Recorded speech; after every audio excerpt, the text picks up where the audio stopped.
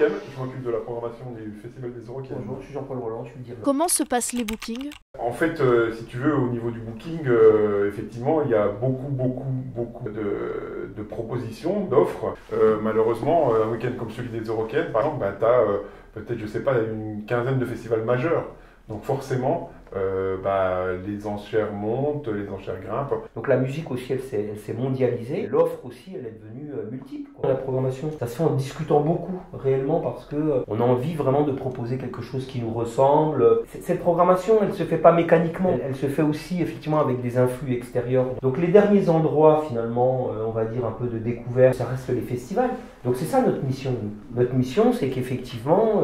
un groupe qui pourrait peut-être faire 50 personnes à la Poudrière, peut-être va en faire 5000 aux Eurocaines. Pourquoi consacrer un jour complet à une tête d'affiche?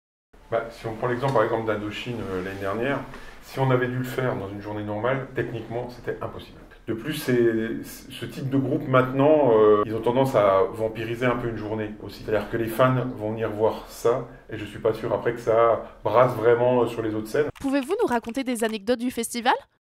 On prend beaucoup souvent des exemples autour de Daft Punk parce que c'était un événement quand même d'accueillir Daft Punk aux Eurocaines en 2006. On les a accueillis deux fois, une fois en 96 en DJ set et en 2006 quand on les a accueillis, ils avaient choisi de faire un seul festival. Et en fait, une anecdote qui était assez marrante, c'est qu'en fait, avant de faire leur concert ou après leur concert, je sais plus, le groupe était installé en fait tranquillement dans une table, ce qu'on appelle le bar du boulot, qui était le bar pro à l'époque.